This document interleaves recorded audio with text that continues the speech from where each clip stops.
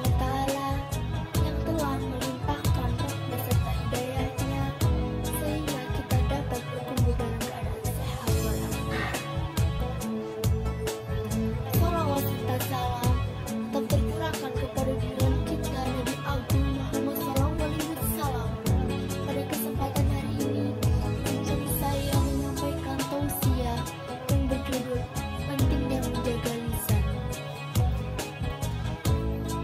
Salawat dan salam selalu tercurahkan pada Nabi kita Nabi Muhammad SAW dengan mengucapkan Allahumma sholli ala Sayyidina Muhammad.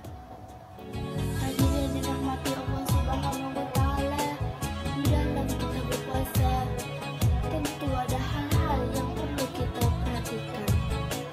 Hal yang terpenting adalah yang selalu diingatkan oleh Rasulullah SAW kepada kita, yakni tentang pentingnya menjaga lisan kita, menjaga lisan dari perbuatan-perbuatan tercela yang dilarang oleh Allah Subhanahu wa ta'ala, yang dapat mengumpulkan pahala daripada puasa kita. Karena begitu banyak orang berpuasa tetapi tidak mendapatkan apa-apa, melainkan hanya menahan lapar dan dahaga saja. Maka kita harus berusaha terus untuk menjaga lisan kita dari perbuatan-perbuatan tercela seperti menggunjing, menggibah, memfitnah, dan lain sebagainya. Sebagainya itu sangat dibenci oleh Allah Subhanahu wa ta'ala, bahkan dikatakan puasanya sia-sia. Bila hal tersebut dilakukan, hadirin dan dirahmati Allah Subhanahu wa ta'ala, yang awalnya hanya berkumpul dengan teman-temannya saja, kemudian menceritakan tentang pengalaman pribadi sendiri, namun nanti pada akhirnya menjalar terus sampai menceritakan aib orang lain.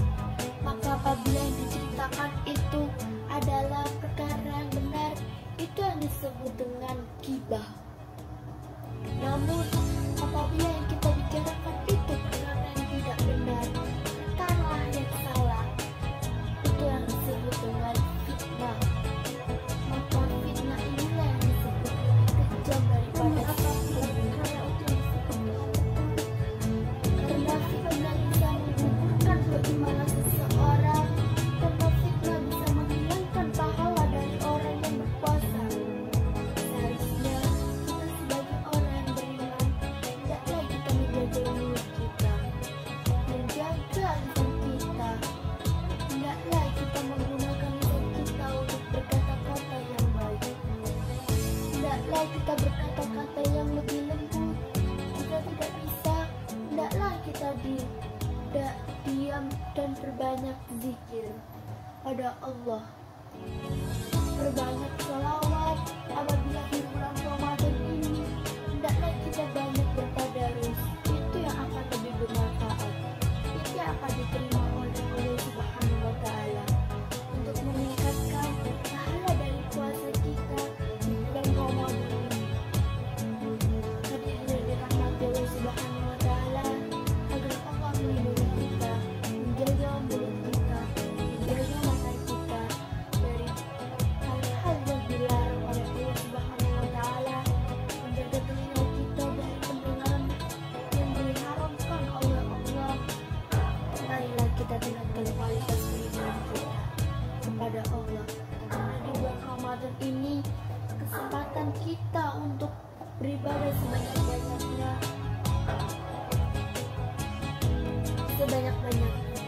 Hadirin dirahmati Subhanahu wa ta'ala, marilah kita banyak-banyak berdoa kepada Allah agar kita dilindungi dan kita dijaga selalu oleh Allah Subhanahu